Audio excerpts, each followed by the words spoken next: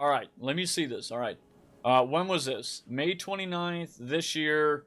You absolutely may, but 3 conditions. Wait until the 2nd of June to do so. Don't crowd out my own views.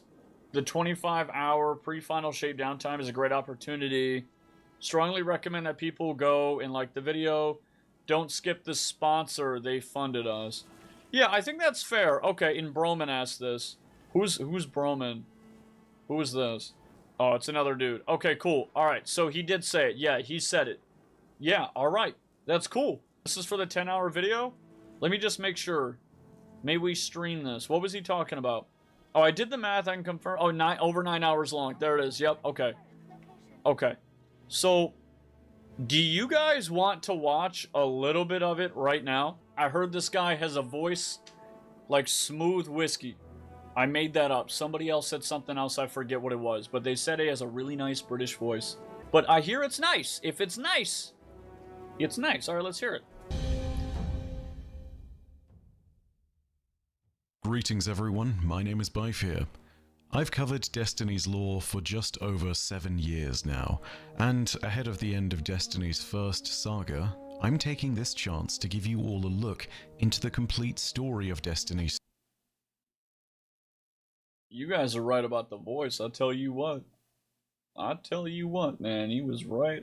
You guys are right about that voice right there, damn. Damn. Yeah, I'm gonna turn it up a little bit. I'm gonna turn it up. That's our dad? So far. But if I can take just a moment or two of your time, there are some things we should really talk about before we start this video. Please. Firstly, I wanted to let you know that this video is the longest that I've ever made, and if you're watching this after the premiere, you will see that it is well over 9 hours long. There are 2 intermissions for you in this video, so be sure to use them. Get up, stretch, hydrate, and do all those other things that you might need to do in the break. Take your time. If you want to watch this in parts, I'm certainly not offended. In fact, I built the video with you guys in mind as well. There are chapters that you can go to and navigate to, and of course, if you want to come back at any particular point in time, you can watch this all in bite-sized chunks. If you want to skip to a specific part of the story, it's there for that too. I also want to be frank with you guys about something. Making these larger projects is not cheap, and I make sure to invest in larger projects because, well, like that shit. It's not an insurmountable project is a very big decision to make. Oftentimes, it's a very scary decision to make because of the risk involved. And that's why we went looking for a sponsor who would help us cover the costs and justify the creation of this video. That's your dad. They gave me complete creative control over how to talk about them, so before we even mention who they are, I just want to go ahead and shoot straight with you all and tell you that this video was actually possible thanks to their funding. So with that in mind, hopefully that makes you a lot more pleased to hear that this video was sponsored by Geology, who I'll go ahead and talk about for a bit. Go ahead. Geology's mission is to make great skincare easier. The important problem that they identified is that for most of us dudes, the whole process of skincare is way overcomplicated and pretty opaque. There's too many things to keep track of, and a lot of it varies according to each individual body and what you need as a person. Getting the right skincare can end up being a wasteful thing, and it can be very expensive if you don't have the right assistance. Yeah. Geology's answer is to be the helping hand and easy guide that you need. It starts with their Quicc quiz, which you can take to help identify what you need out of skincare, and that takes about 60 seconds.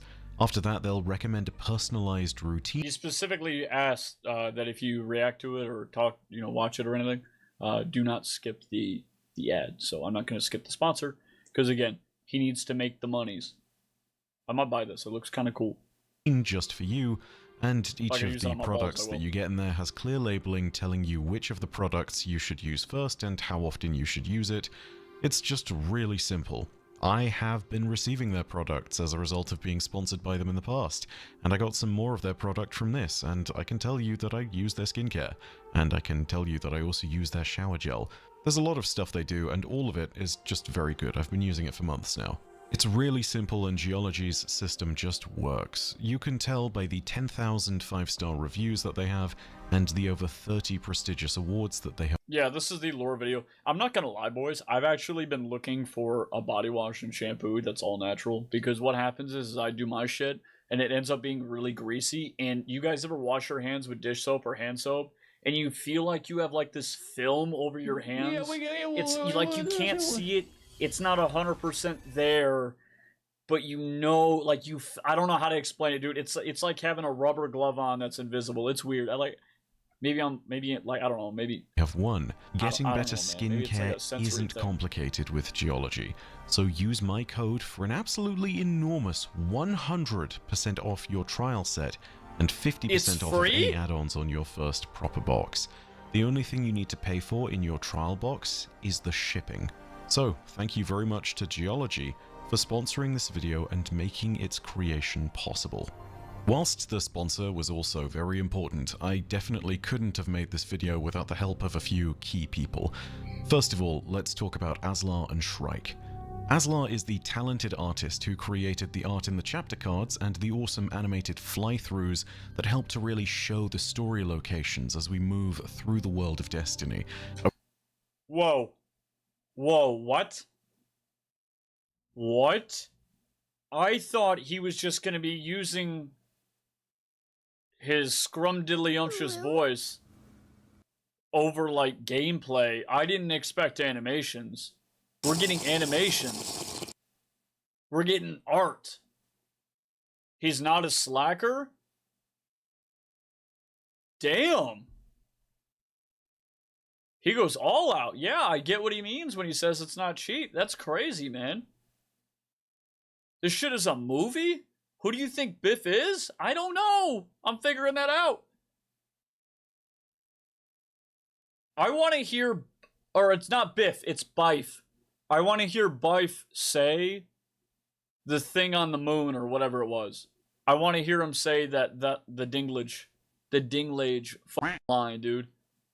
I was so happy to work with him because much like me, he absolutely adores this universe, and he's a huge fan of the small details, which you'll see in all of his work.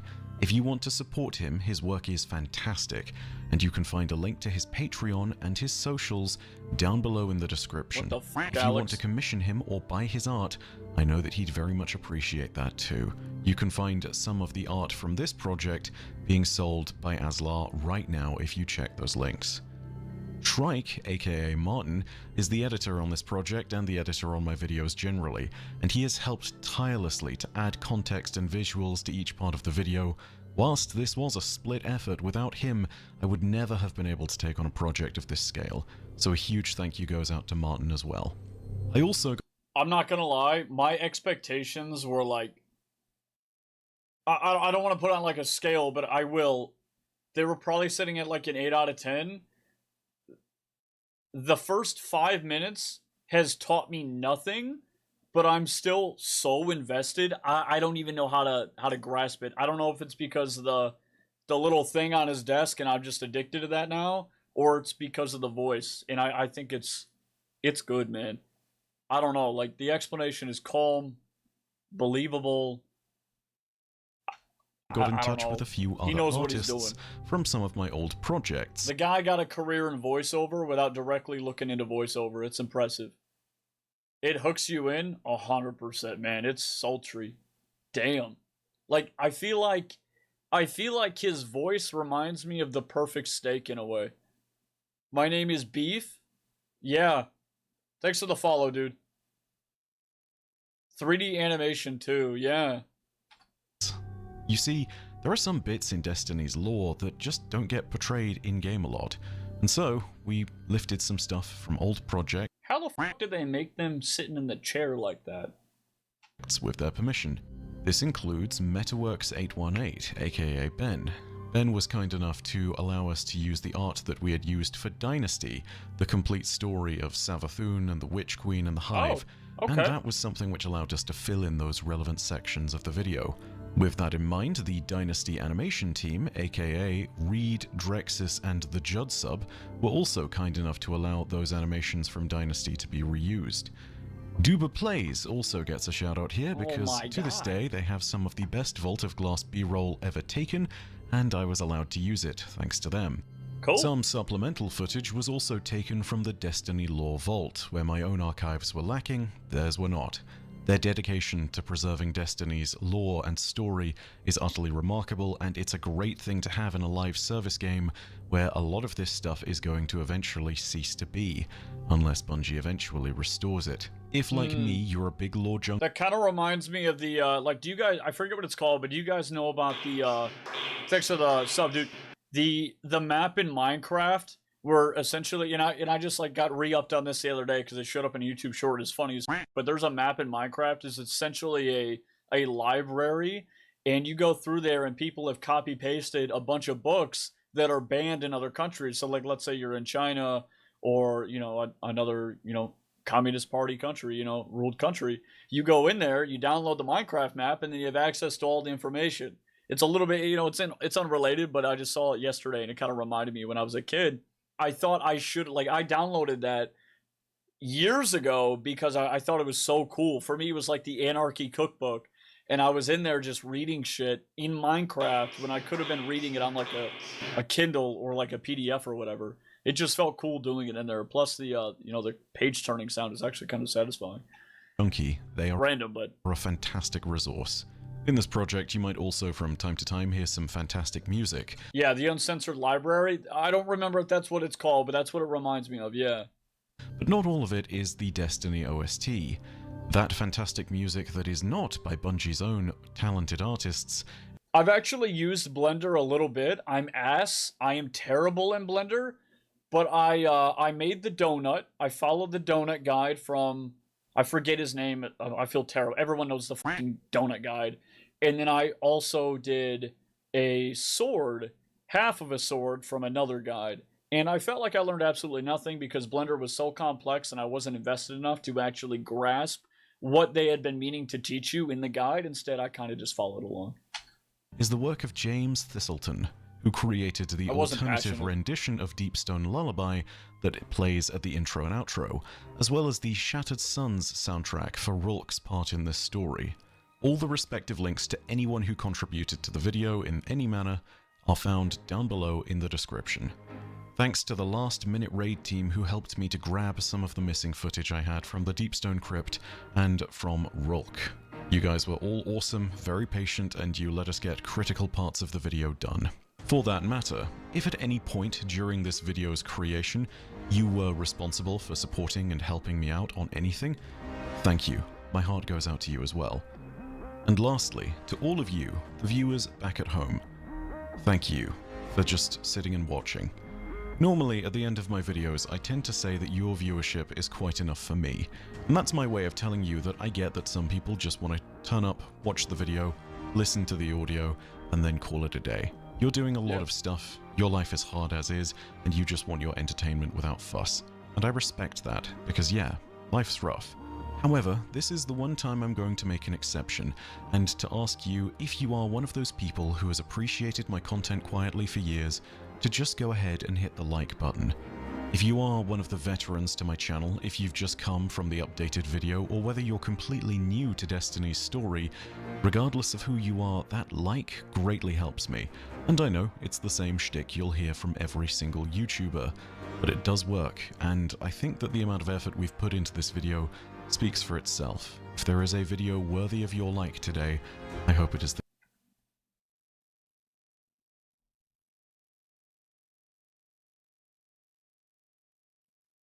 We got a lot of f***ing people lacking. We got a lot of people.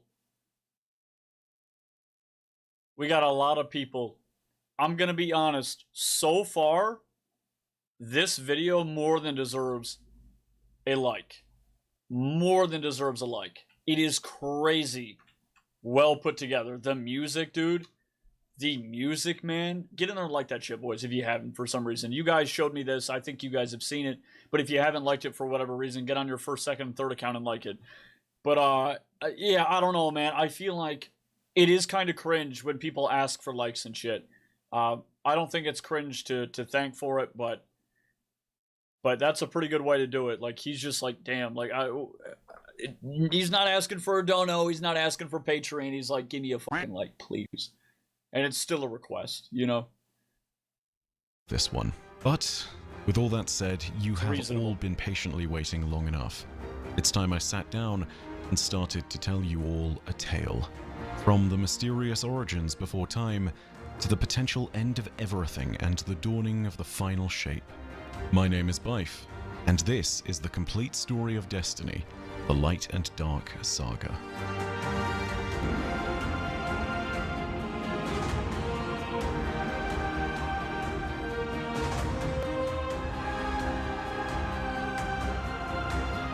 Guys, I have chills. I have chills, dude. Look at that. I don't even know if you guys can see that shit. Oh my god.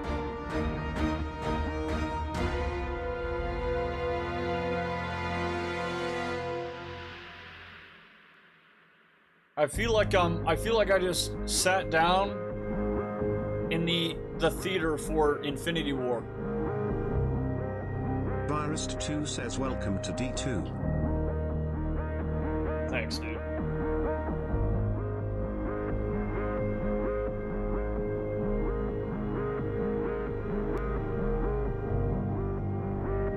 Holy shit, this is a 10-hour movie.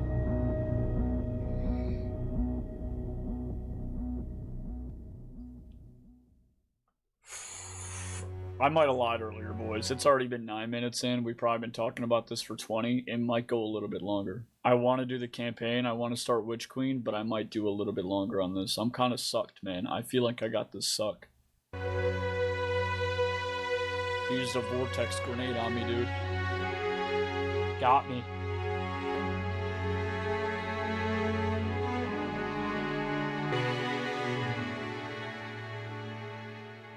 The beginning is, of course, where we should begin. But what truly happened at the beginning of our story is the subject of much debate. I was born Legends and myths of old tell us of how there was a place before time and the universe, known as the Garden. Within this garden there stood a tree of silver wings, and vast meadows of potential and metaphor. Within the grove there were two figures. First, there was a gardener, who during the long days would seed life in rapturous celebration. Throughout the garden, this life would grow and bloom into many wild forms, until at the fall of dusk, the winnower came. Does anybody want subtitles? I know some people like fixate on subtitles. I don't know if you guys want that. Let me know. And with a scything blade, cut away the chaff from the wheat. The gardener and the winnower are rumored to have existed in this cycle for untold eons, until the gardener grew dissatisfied with it, believing it to have grown repetitive and unremarkable. Across this game of existence that the gardener and the winnower played, a single repetitive pattern always emerged.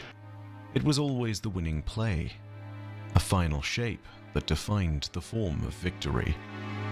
The gardener insisted that there should be a new rule that allowed for new complexity to also find success. Suture, we looked the other day. I think where I am in the story with the campaign, considering D1, all the removed content from D2, it's around 5.5 hours where it's relevant to me. So I think at this point, I just want to go through. We're gonna watch it. I do have popcorn, but I don't want to leave and make you guys wait more to make it. It's okay.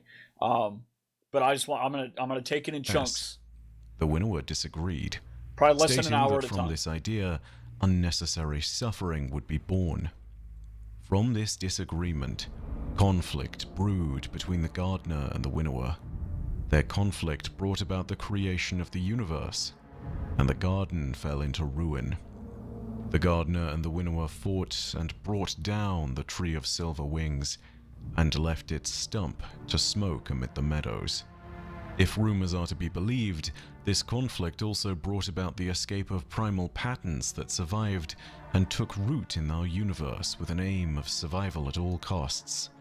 These were known as the Vex, and though you might know them by their brass frames, they are actually the tiniest of molecular life, built into a connected consensus, radiolarian structures creating grand designs. This story of the god. Wait, okay. Pause warning. I'm gonna be pausing a lot. I might go a couple minutes, I might go 10 seconds. So are you telling me that the Vex in this universe were created by, like, almost as if by this version of a Big Bang, essentially? Vex are like liquefied in the frame, not metal themselves? Okay. Vex are milk, they're Vex milk in a suit, essentially? So okay, so it's probably not the same, but what I would relate it to is like in Halo, the disgust I felt when I found out that hunters were a culmination of tapeworms. Like, it was hundreds and hundreds of tapeworms, and then they come together and make like one big thing. This isn't quite like that. They're really just like, are they one big being? Do they have, like, individual sentience, or are they just one big glass of milk? Vex of the Flood. They're a collective hive mind. One big hive. No individual sentience.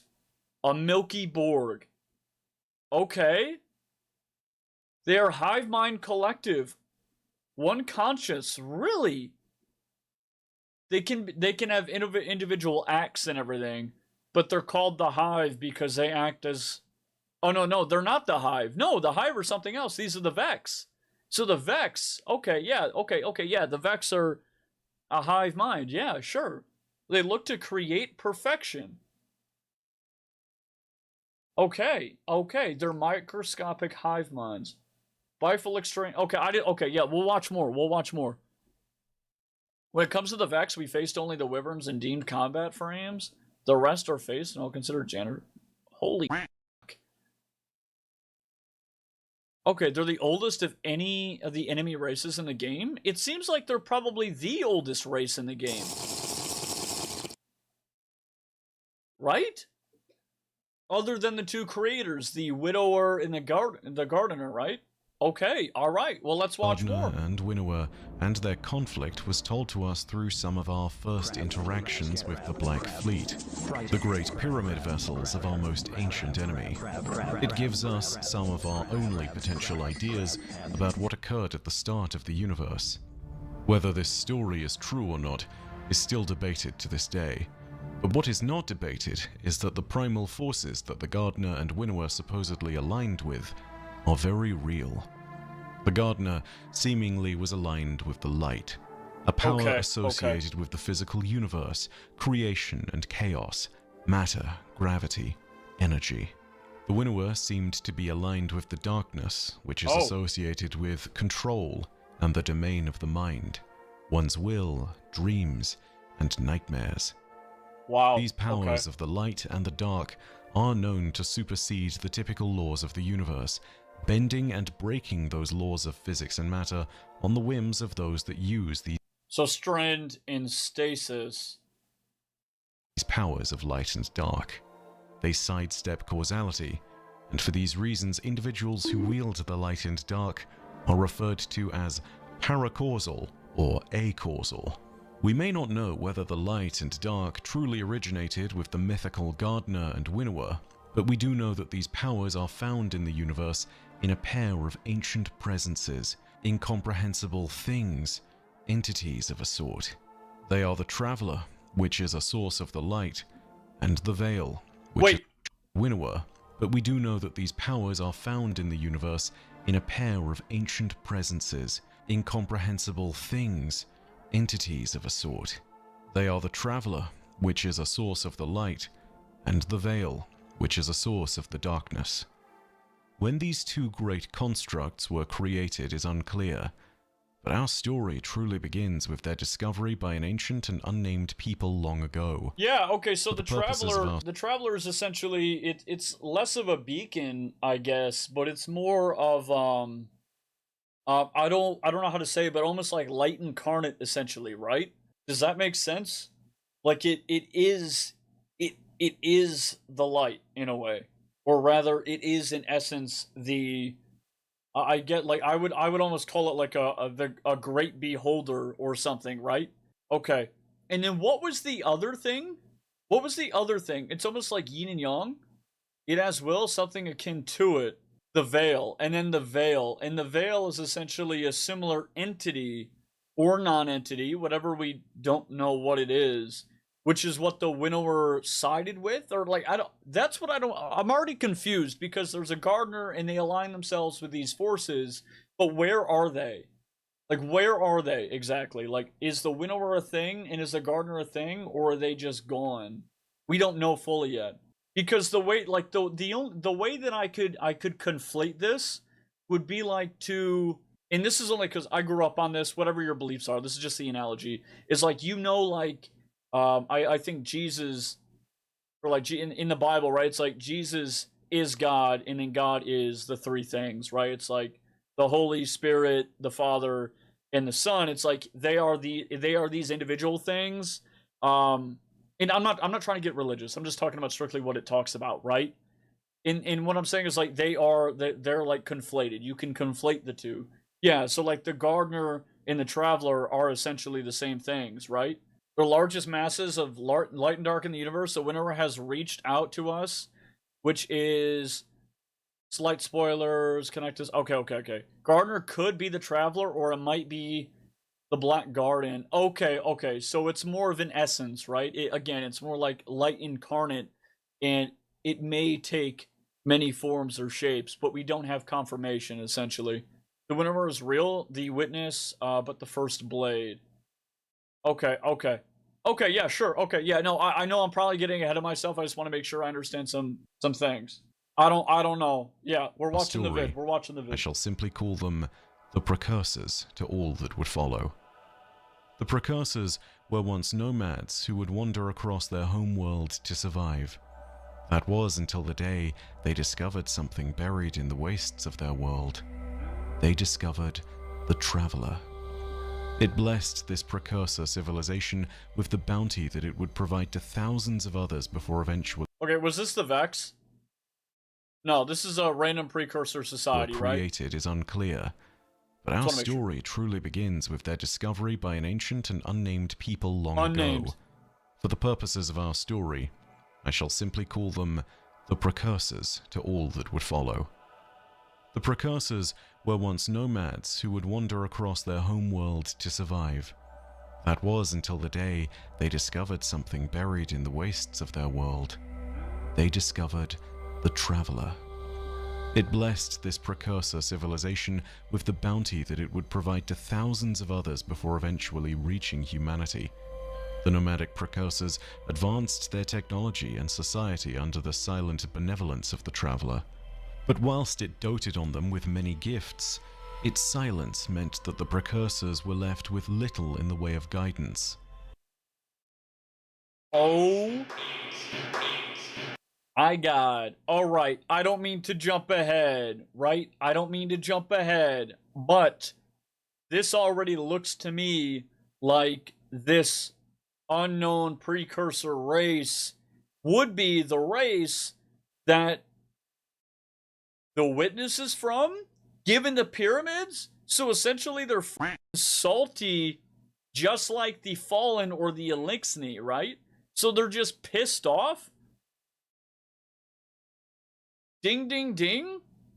I mean, there are a bunch of triangles, dude. What other thing is a bunch of triangles?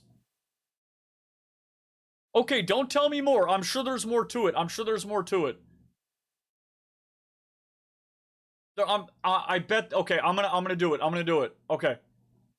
Oh, thanks for the sub. Anyway, Startle Blast, and hey, thanks for the sub, dude. What? Appreciate your support.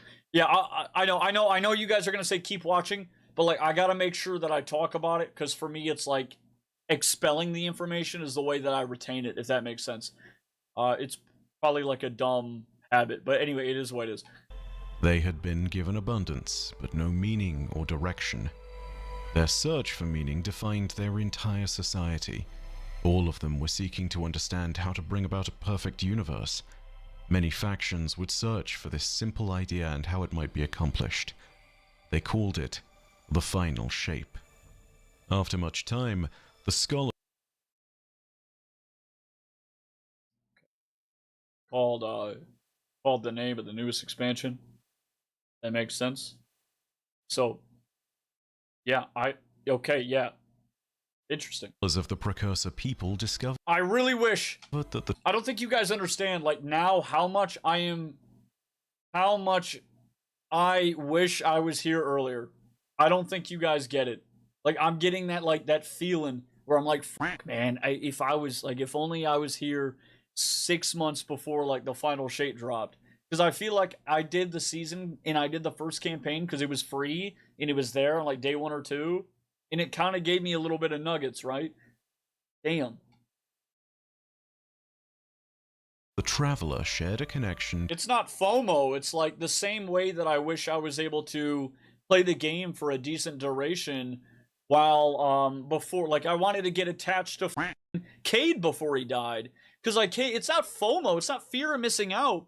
It's the want to understand and feel how you guys got to feel. It's not about that, man. It's really about the fact that I got to watch a character that is apparently pretty good with Cade, and then he just dies.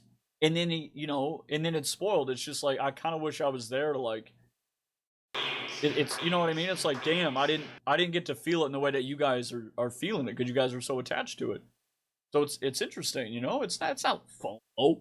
I'm not worried about missing out on the newest cosmetic. Shut the fuck up. To another great structure out in the deepest reaches of space.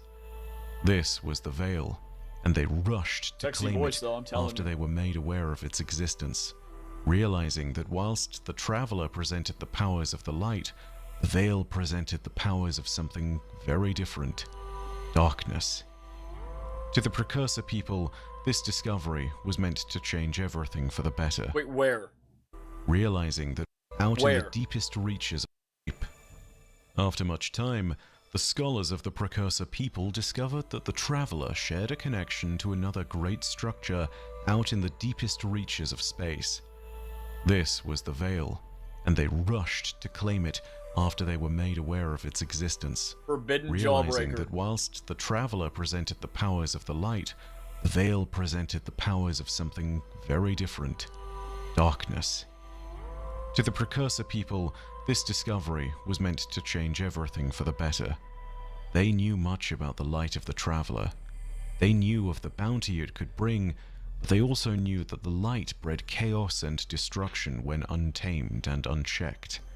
Through the Veil, they learned the power of darkness, and saw that through its ability to control... I mean, okay, listen, guys. All right, so clearly the lore is somewhat comprehensible if there's a 10-hour video about it, right? It's probably in a lot of broken pieces, but I don't mind, right? Like, I'm not going to be a pessimistic person about the lore. Like, I want to pick it up, all right? So we're going to watch it anyway. If you don't want to watch it, don't watch it. Control. The merging of the two might create a degree of autonomy over the universe that had never before been conceived of. They aspired in that moment to control the chaos of the Traveler's light by strengthening its connection to the Veil and merging the two. If only they had succeeded, they might at last have forged the final shape that they had conceived of so long ago. But when they attempted to forge this connection, the Traveler rejected the link and abandoned the Precursor people. What happened next must have been the most calamitous time within the Precursor society. Terror and uncertainty must have spread through their minds. There must have been bitterness. There must have been hatred. They must have been But no fucking matter mad. what they felt, what happened next would bring the ruin that they had experienced to untold trillions across the stars. The Precursor people, having been abandoned by the light, turned to the powers of darkness for salvation. Understand that the light is not inherently good and the darkness is not inherently evil, but the Precursors were fueled by hatred, and their desperation spoke for itself. Recovered records indicate that a group amongst them, known as the Penitent, struck down all others who dissented against their ways. They believed that they were meant to fix the universe and create the final shape, regardless of whether the universe consented or not. They used the powers within darkness to merge their consciousnesses together into a compound being of immense power. Their assimilation spelled an end to the... I didn't know what you guys had meant by saying that the Witness was a race, but I get it now. It's a whole ass race. It's a whole ass group of people. That is disgusting, but kind of cool. Precursor civilization and gave rise to a wretched thing born of a bottomless hatred of the traveler. This entity would be known by 1,000 names over 1,000 worlds, all of them burned to nothingness over the course of its existence. We would one day come to know it as the Witness. And so it set out into the stars. How does a whole race of, okay, so like the Vex, right? What? So what's the pronoun for the whole race? Shut the good question. Anyway, I don't know, man. Like, I'm thinking about it, right? Because you got the Vex, and they're like one big milk, right? Like, they're one big ass milk, and it makes sense, right? Because they're not individually sentient. Sure. But the thing is, how does one group or large mass of individual entities and consciousness, how does it merge together and confidently and clearly act out on any given plan? Like, how, like, the sheer what so sub notifications are muted. Yeah, guys, yeah, they're muted. You know what I mean? But my thought is, like, how does it work? Like, the amount of brainwashing. No, I think it's like the amount of brainwashing and just sheer commitment to the thing that they're doing is probably more drastic and more formidable than, let's say, like the Inquisition, right? Because all these people, they like. I feel like for it to make sense, none of them could have any doubt, like, at all. There's no way. There is no way, dude. It's crazy. There's literally no way that, like, anyone with an amount of doubt wouldn't put cracks in the entire persona, you know? How are they so confident it would work? Well, that's what I'm saying, is like, they would have to be so immensely confident, which means they called their doubts.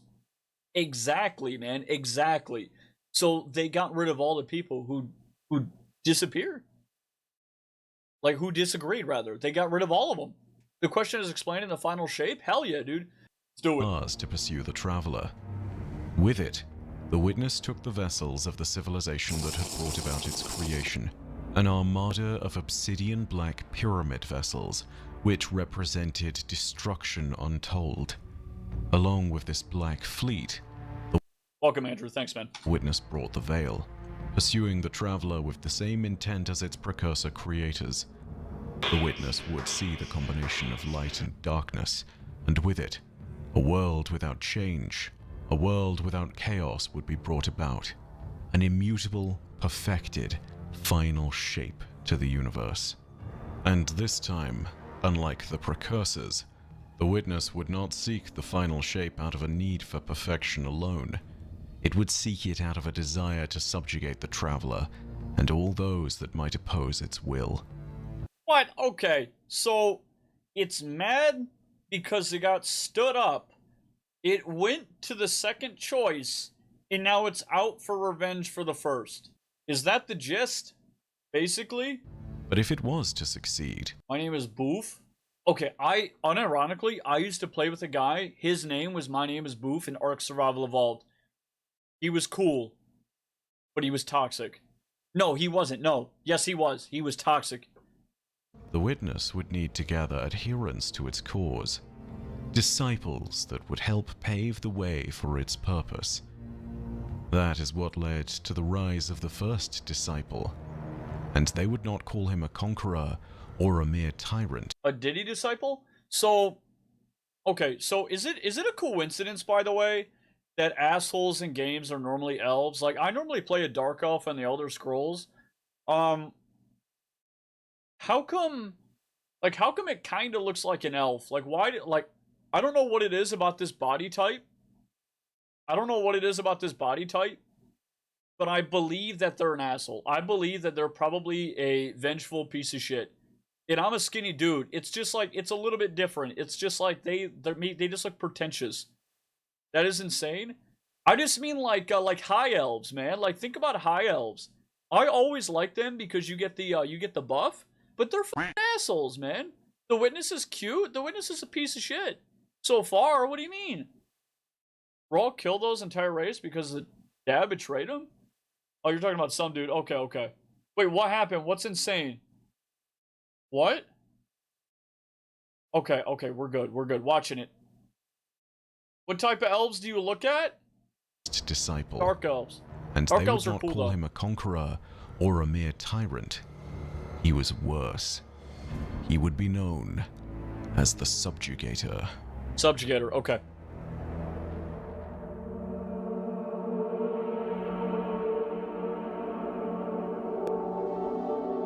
Don't spoil! Unless, like, I specifically ask, like, give somewhat of, like...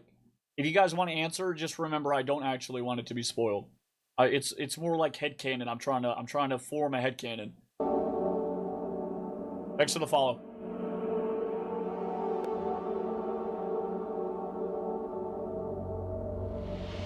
Some dude, thank you, dude. Thank you so much, man. Ginger, ASAP, everybody. After the Traveler had left the Precursor people to their fate, it enacted a pattern that it would follow for eons to come.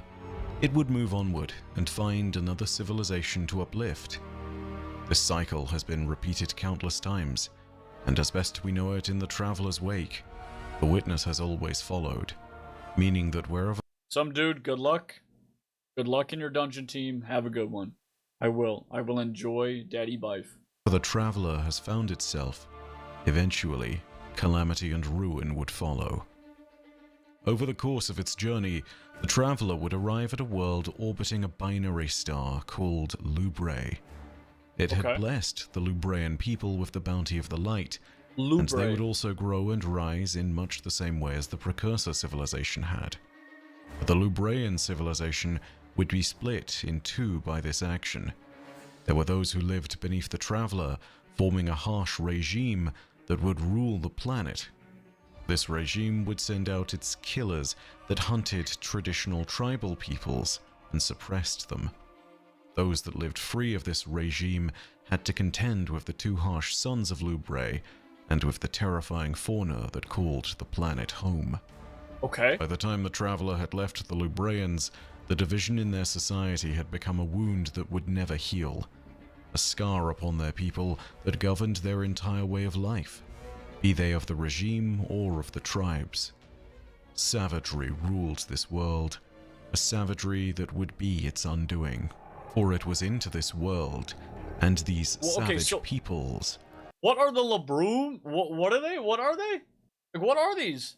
What is this race we're talking about? This people? It's just a race. Okay. It's just the name of the. Okay, Lubrae is the name of the planet. Yeah, the Traveler blessed them.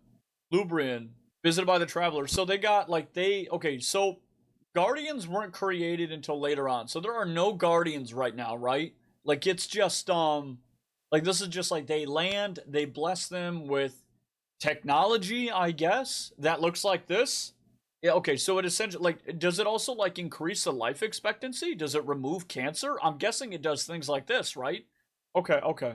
That Rulk was born. Though he was originally born... Does this video spoil raids? Does it spoil raids? Yes. I'm gonna soak this in. Just lore. Okay, that's fine. It still won't make much sense to me until I play through all the campaigns. It's okay. Born into the tribal nomadic society. Rulk's parents had come from the regime's city. As Rulk grew up, he saw how the regime's sanctioned the tribal nomadic society. Rulk's parents had come from the regime's Rulk is on the city. Lubrians. As Rulk grew up, he saw how the regime's sanctioned killers, known as stalkers, hunted those from the tribal peoples and seemingly spared none in their quest for blood. There was only one who was bloodier than the stalkers, though, and that was his father, Relic. Born of the regime's savagery, Relic would return the stalkers' malice to them, and defended his newfound people by bathing in the stalkers' own bloody viscera as he tore them in two. But Relic's family did not approve of such savagery, and eventually they would be his moderating influence, and he would be drawn away from such acts of gratuitous violence by the family that he had chosen. But for his son, Rulk, these actions were not the mark of a villain. They were simply what was necessary to survive. With his father's example driving him, Rulk developed a sadistic streak and followed his father's footsteps into violence. By the time he had killed his first stalker, Rulk would see his father being carried away by a raiding band of the regime's killers, and in his father's name, he swore vengeance.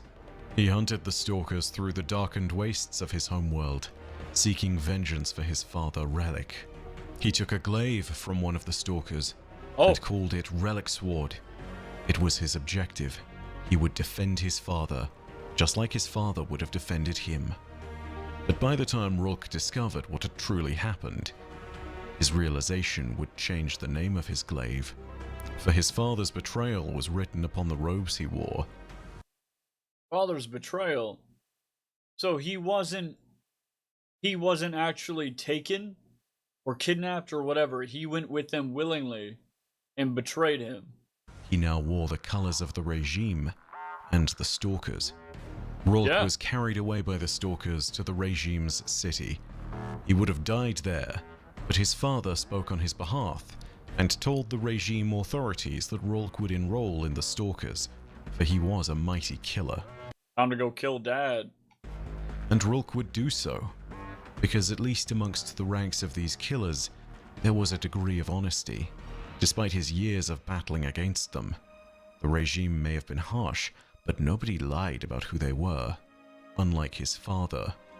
And thus, the glaive that he had stolen from a stalker had its name changed from Relic's Ward to Relic's Bane. Most importantly for Rulk, he was able to freely enjoy the bloodlust that his father had sated long ago. One day, his father left the city to search for the family that he had left behind. Relic intended to smuggle them into the city proper so that they might finally live in peace. But in order to reach the city, they would need to cross an abyss over a narrow bridge, a scar across all of Lubre, much like their society had been cleft in two. On the other side of this narrow bridge, through the single choke point that they needed to pass, Rulk was standing, and he intended to end his father. Dude, he's gonna go on a f***ing spree. Holy shit. But curiously enough, Rulk was momentarily swayed from violence. His mother and father apologized. They apologized for Rulk's exile when he had followed his father's violence, for the poor example his father had set long ago, for the inaction he had taken, for not telling him more, for not telling him how the regime's actions could be seen as cruel, and why he had chosen to save his family now. For but a moment, it seemed as though Rulk's family might find peace at last. Perhaps if things had proceeded differently, Rulk might have also found peace and reconciliation alongside his family, and they might have lived out the days that they had left in the city in some measure of harmony. But for one reason or another, Rulk fell into the abyss. Did he fall of his own accord? He fell into the abyss, and we literally don't know why. Was he pushed? Did he trip? Was something else there to pull him down? The circumstances are not clear, but what is clear is this. When Rulk looked up at the faces of the family that he was slowly falling away from, he did not see sorrow, or heartbreak, or pain as he fell. In their faces he realized something else was written. They were relieved. This was the betrayal that would define Rulk. I bet it was, dude! Oh my god, I feel like nothing, like very few things are such a strong, or rather stronger than revenge, man. Like, it'll get you out of a car wreck, dude. I'm telling you. This is crazy. He's gonna come out of there and murder him. It showed him the truth of the universe. It showed him that there was no place for weakness or the petty lies that held society together like his. Deep in the abyss, he would at last discover truth. How long Rulk fell for isn't known, but when he did finally land in this dismal swamp at the base of the abyss, he was not alone. There were myriad creatures moving to consume his very body. Dude, no. Oh my God, no, no, no, no, no, no, no, no, no, no, no, no, no. This reminds me when I was like 12 or 13, and I watched the King Kong movie, and the guy fell into the ravine. They all fell in, and they started freaking out, and there was like these leeches, dude. And then it cuts over to a guy who's like this, like ah, and there's a giant leech over his head, his arms, and his legs, dude. That is disgusting, man. I don't even want to think about it. Broken as it was. But it was It's here disgusting. as well that Rulk beheld something else. For the first time, he laid eyes upon the witness. It saw Rulk for what he was, a thing of hatred, ready to bring ruin to those liars above. The witness mended his body and his broken glaive. It empowered Rulk. What? The witness is just casually hiding in this ravine? So that tells me that the witness has been waiting there, dude, for a long time. And definitely just not to wait for somebody, but they were probably just waiting until they could, until what? Witnesses did it? Jesus. It's probably waiting until they got the next, I guess, sensor, or the next detection of, what's it called? Thanks for lurking, dude. For the traveler, right? Like, it was just waiting it out and waiting to see where the traveler was and to see if he was going to make a move, right? It targets broken people for sure, but what I'm saying is that I had no idea that he was going to fall down there. It couldn't have, but it did, or he did, and then it just takes advantage of it, I assume. With terrible darkness, and with an ability known only as the Witness's luster, something we still do not understand fully to this day. When Rulk asked what he was meant to do, the only word the Witness uttered was ruin. With his newfound power in hand, and with a purpose granted to him in vengeance, Rulk climbed the endless ravine of the abyss.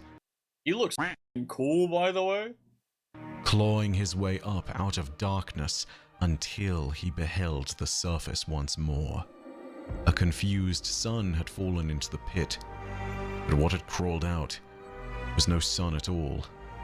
It was a monster, a new being of hate. Rulk returned to the city of Lubre and enacted his final judgment of his people. He first slew his parents, then the rest of his family. The city watched on in horror and saw Rulk for what he was. But in his hands, Rulk held a power greater than even the slaughter that he had enacted. He held the Witness's luster, and in the other hand his glaive. Rulk siphoned the energy from Lubre's own sapphiric sun, and channeled it into the Witness's gifts and his own glaive. He struck at the surface of his planet. The weapon had been twice renamed because of his father, and had been renamed once more in accordance with its new purpose, a purpose displayed with but this singular strike. It would be known as Lubre's Ruin. And beneath Rulk's blade, with the power of the Witness, the planet. He's like, I'm gonna end this whole race, dude. That is crazy. Cracked. Rulk destroyed his entire planet and shattered the suns of Lubre. Seeing the chaos that he had wrought, for a moment Rulk was overwhelmed. Seeing the devastation, he fell into the ever-expanding abyss that had consumed his world, and he lost consciousness once more. And when he awoke, there was no Lubre, no regime, no city. Only he remained, the last known survivor of his entire species. He beheld the Witness once more and saw the totality of all that had happened across his life. He begged and pleaded and wept and regretted. The lesson the Witness would show him, the lesson it was attempting to teach, was that these feelings were of no consequence, that all the life on Lubre was of no consequence. Wait, so he did it. He awoke from his rage, his manipulated rage, and he's like, I feel bad about it, even though I am a socio or psychopathic killer, right? Am I just catching up on lore? I'm learning lore, kind of trying to catch up. Yeah, genocidal maniac, yeah. And then he goes, it doesn't matter how you feel, right, in the grand scheme. That they were of no consequence because they did not serve its goals, the Thank you, witness's eternal purpose, the formation of finality, the end of the universe. In this context, no one that Rulk had killed had mattered. Only Rulk mattered. Rulk had long believed that his civilization was but lies, and so the lies of his civilization melted away. As he stood and foresaw his new place in the universe, Rulk was asked by the witness what he felt. And to this, as he took his glaive in one hand and the witness's luster in the other, Yeah, you're right, Kareem. Rulk said, relief. It was here that he became the first disciple of the witness. It's also here that he felt the way his family felt. Isn't that crazy, dude? Like, imagine you throw somebody into a ravine, right? And you're like, oh my god, thank god we got rid of that piece of shit. I'm so happy there's nobody that's just gonna come out and, just keep murdering people, right? And he's offended by it. Some guy with a horrible haircut gives him this immense power, sends him back up there. He slaughters everybody, pretty much destroys. Did he destroy the planet or just the race? His people, right? It's crazy. And then he goes, I feel bad about it. And then after being manipulated again, he pretty much just says, you know what? I'm relieved. The planet and the moons. No, it was the suns. Yeah, the suns. Holy fuck. I don't even know how to put that into like some sort of like visual context. Like, what does it look like to be so powerful that you destroy the suns and a planet? Like, what does that even look like? Like, that still we had, that screenshot, that piece of art was beautiful, but that in no way, shape, or form captures the immense power that he has. It doesn't. It can't. I don't even know if it can be put into a visual term, right? A DBZ character? Yeah, I guess he'd be purple or green. The first of its messengers of doom that would faithfully destroy its foes. Though not all would serve for the same reasons, all would serve. Not as kings, not as gods, but as disciples, prophets, saviors serving existence. Whilst the many disciples of the Witness would conduct many terrible campaigns of war and terror, Rulk would be the first, and by most accounts the most powerful, and from his actions would spawn a legacy of bloodshed that would make the stars themselves tremble. A legacy that would begin with Lubre's destruction, and whose heights would be found upon a distant gaseous world, an ancient place with a roiling ocean beneath a depth of cloud, a world known as Fundament.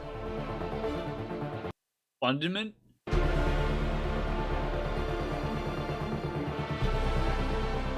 Fundament?